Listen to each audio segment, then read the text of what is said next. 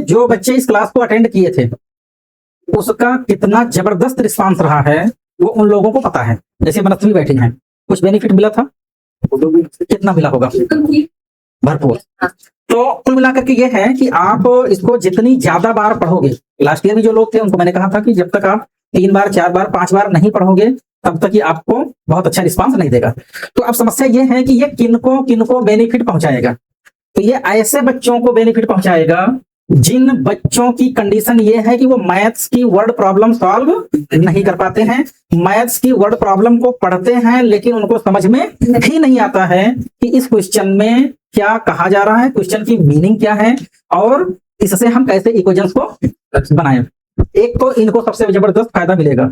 दूसरा बेनिफिट उनको मिलने वाला है जो इंग्लिश पढ़ते हैं, एसएसटी के पैराग्राफ पढ़ते हैं, लेकिन या बायो हो गया, बायो को पढ़ते हैं, उसको पढ़ने के बाद भी वो उसकी समरी को ना तो समझ ही पाते हैं अच्छे से और ना ही उस समरी को वो खुद से ग्रामेटिकली करेक्ट और मीनिंगफुल आंसर में आंसर फ्रेमिंग के अकॉर्डिंग लिख भी नहीं पाते हैं। तो ऐसे बच्चों को ये क्लास रामबाण साबित होगी।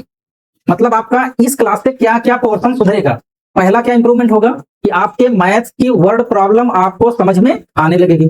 दूसरा बेनिफिट आपको क्या मिलेगा, आपका इंग्लिश, आपका एसएसटी, आपका बायो या फिर जहां पर भी, जैसे कुछ बच्चे हैं टाइम्स ऑफ इंडिया पढ़ते हैं, कुछ बच्चे हैं इंग्लिश का एक पेपर और वो कौन सा आता है, इंग्लिश टाइम्स ऑफ इंडिया के अलावा एक और आता है हिंदुस्तान टाइम्स। तो ये जो इंग्लिश के न्यूज़पेपर्स आते हैं उन पेपरों को भी आप पढ़ोगे ना तब भी ये क्लास आपको वहां पे बहुत रिस्पांस देगी।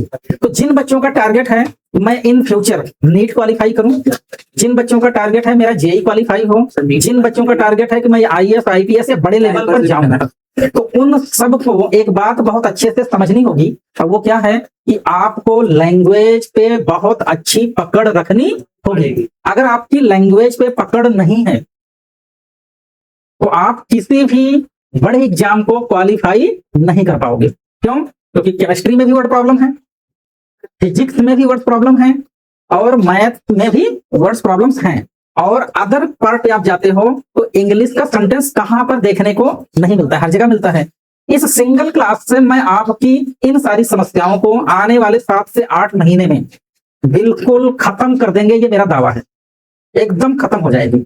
ठीक है, बस ये है कि जितना मैं पढ़ाता चलूं उतना आप क्या करो, प्रिपेयर करते चलो। ठीक है, वो चीजें आपकी अगले दिन जब आप यहाँ पर आओ क्लास में तो वो चीजें आपकी रेडी होनी चाहिए। समझ में आया? या फिर से जाए बताया? बोलो भाई, क्लियर हो गया ना? में आया, सारे लोगों क्लियर हो गया?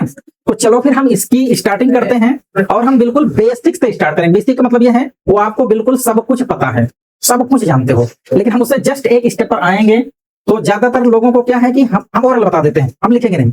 किसी बच्चे की कॉपी में एकदम कोई पूछ रहा था मुझे सर फ्रेज बताइए, तो मैंने थोड़ा सा स्टेटमेंट लिखा था, उसी चीज को मैं ओरल बता देता हूँ। ठीक है, जैसे इंग्लिश में जब आप सबसे बेसिक स्टार्टिंग करते हो तो सबसे पहले आपको क्या देखने को मिलता है, लेटर्स देखने को मिलते हैं, ए बी सी डी, इस तरीके से लेटर्स। ये जो लेटर्स होते हैं इनको क्या बोलते हैं, द स्मॉलेस्ट साउंड।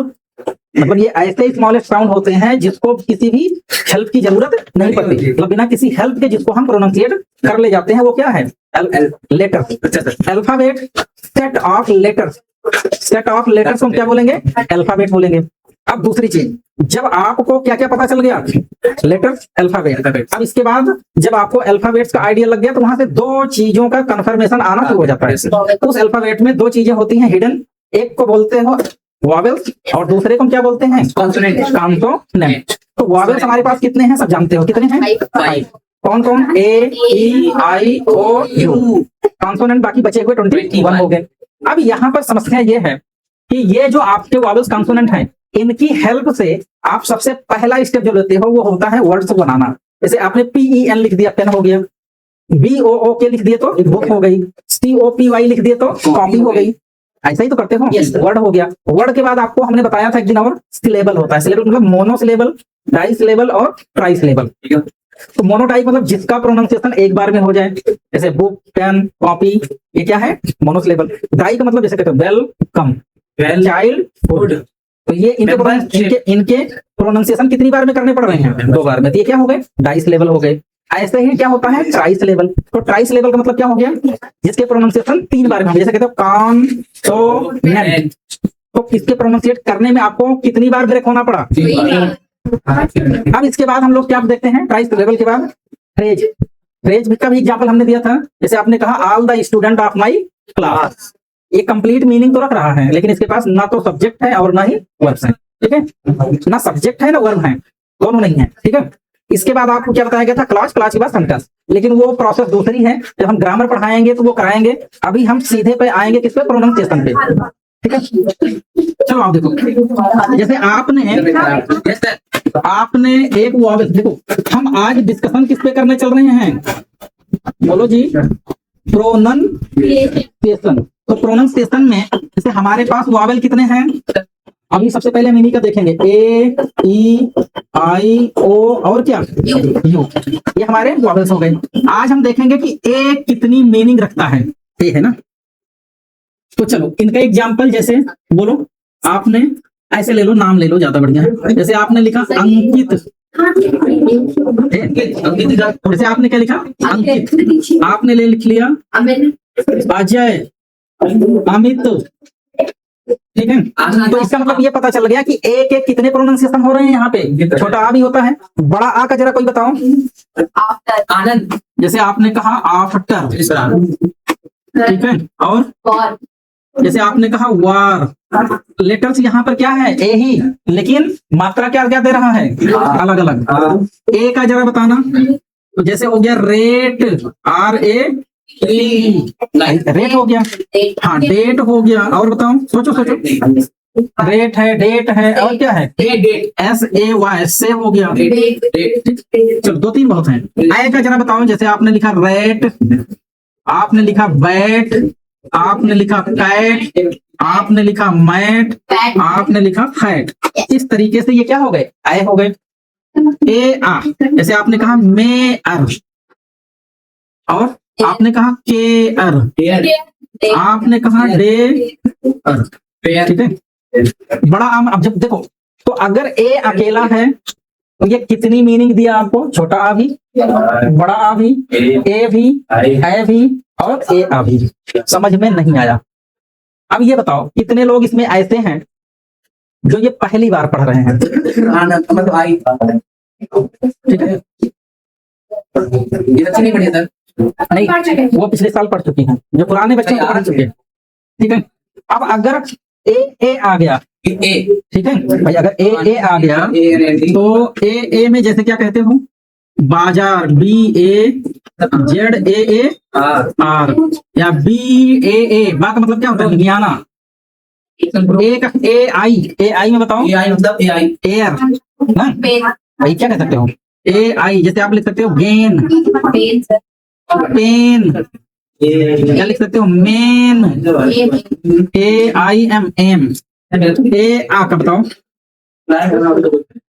अगर AI का ए आ बन रहा है तो इसका प्रोनाउंसिएशन क्या हो जाएगा, ठीक है। तो ये आपका ए आ नहीं होगा, या होना चाहिए यहाँ पे ना ए, भाई ये ए होना चाहिए, हाँ, तो ये हो जाएगा एयर, ठीक है।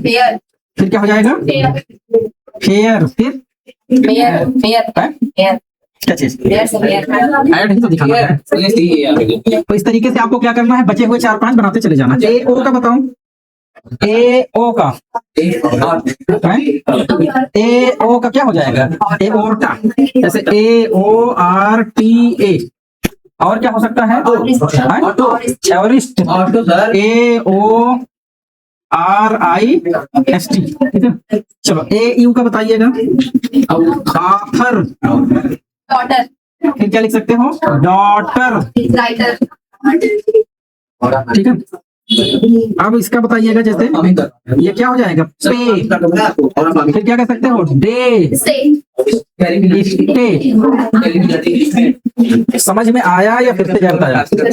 अब इसको रिपीट समझ लो जल्दी से, ठीक, इसको आप रिपीटली समझ लो। देखो प्रोनाउंसिएशन हम अभी सबसे पहले करेंगे वॉवेल्स के, फिर हम किसके करेंगे, कॉन्सोनेंट के साथ, ठीक है। जैसे कहाँ पर जी को जा पढ़ते हो, कहाँ पे जी को गा पढ़ते हो, कहाँ पे एस को सा पढ़ा जाता है, कहाँ पे एस को जा पढ़ा जाता है, पढ़ते नहीं पढ़ते, ठीक है। तो कहाँ पे सी का सा होगा, कहाँ पे सी का होगा। इस तरीके के जो भी प्रोनाउंसिएशन को लेकर के डाउट होते हैं वो सारे के सारे डाउट यहाँ से क्लियर हो जाएंगे। ये क्लास थोड़ा लंबी चलेगी, 10-15 दिन चलेगी, क्योंकि उससे ज्यादा कंटेंट है, या हो सकता है महीनों चले ये अकेली क्लास। ठीक है, तो इसको अच्छे से प्रिपेयर करके कल आना है, इससे आगे हम लोग बढ़ेंगे। बस एक दिन में एक बहुत है। अच्छा, इसके बाद वैदिक मैथ में कहो तो अब आज से तो नहीं, कल से हर एक वैदिक मैथ के एक एक रूल को हम पढ़ाएंगे। हाँ, अगर वाई के साथ एक साथ वाई आ रहा है तो वो प्रोनाउंसिएशन क्या देगा, हम प्रोनाउंसिएशन पढ़ रहे हैं। ठीक है।